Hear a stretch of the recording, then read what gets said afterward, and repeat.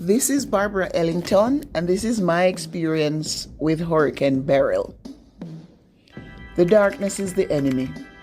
It envelops you eerily after the electricity goes. I braced for the worst, and on the morning of July 4, after surveying the limited damage and cleanup I would have to do, in the midst of my mental whining and complaining, I heard this phrase in my head: live with your limitations. I smiled and began to sing the words of the song. Let everything that hath breath praise the Lord. I decided right then that I won't complain, because 4 people had died during the passage of Hurricane Beryl the night before, and many now had no roof, no food or shelter. The neighbor's breadfruit tree had fallen, and others had lost many banana trees. I only lost 4 plantain trees and most of my avocados, but my 20 little okra trees stood like true Olympic champions. By Friday, July 5, I was lucky to get my phones recharged. I made good use of the hour of internet service before returning to my house that would be dark for a 3rd night in a row. This silence was deafening. So before unwillingly lighting the candles, I thought, why the hell not? I will turn this into a celebration and get the pair of abalone shell candlesticks I had bought in Thailand almost 2 decades ago from the shelf on which they sat, and use them. Life is short. The night Beryl came was a buzz with the cacophony of destructive noises outside. Howling winds, angry raindrops pelted the earth.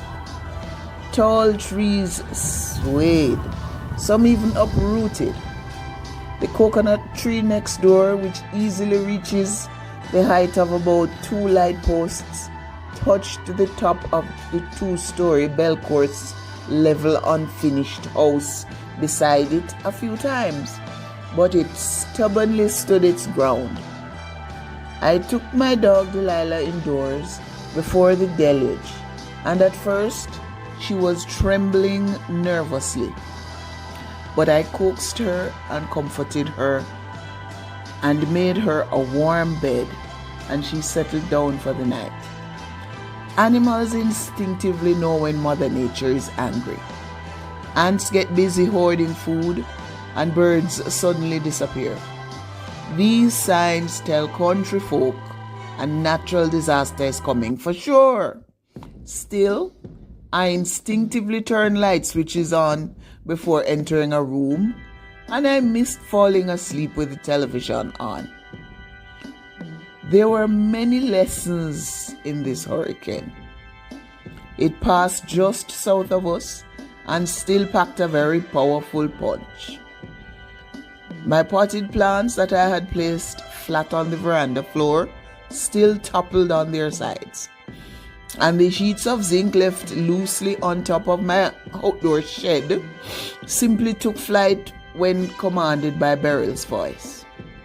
I miss my avocados, but they will be fodder for my compost heap. I had charged this laptop before the hurricane arrived, so it still had some juice, but I'm in self-imposed denial about the possible fate of the meats and other perishable items in my freezer and fridge. I will have to buy some ice. No use crying over problems that I cannot solve. So, my takeaways from the storm are: 1. Those who can afford to fully power their house by solar, do it. You will not have to worry about dead phones or spoiled meat. 2. A standby generator is good to have if solar is too costly. 3.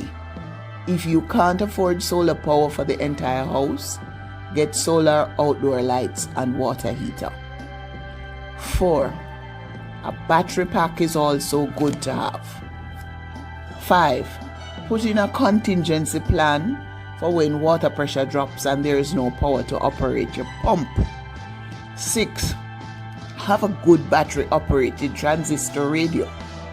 7. Purchase enough kerosene oil to keep lamps lit for at least 7 nights. 8. Invest in an igloo and stock up on ice early. 9. After 3 or 4 days without power, start cooking fish first, then other meats in the freezer if you don't know how to corn or preserve them. Save the canned meats for last. 10. Use plastic shower curtains to cover your beds in a room with leaking roof. This protects the mattress. Keep 1 or 2 tarpaulins handy. 11. Never shut your windows tightly during a hurricane. Open 2 so air pressure will not build up and blow your roof off. No, I never shop for hurricanes because having lived in Jamaica all my life, I know that we get the season every year, so I'm always prepared. And so I end as I began. Darkness is the enemy. It hinders us from learning to live with our limitations. Our minds are as tightly shuttered as our houses, and no light can come in. Remember, if we have no GPS power, we can get light from kerosene lamps. We can use coal to cook, or even dried wood if needs be. We have no ice, but the experts say we don't really need ice. The taps are off, but we can carry water inside.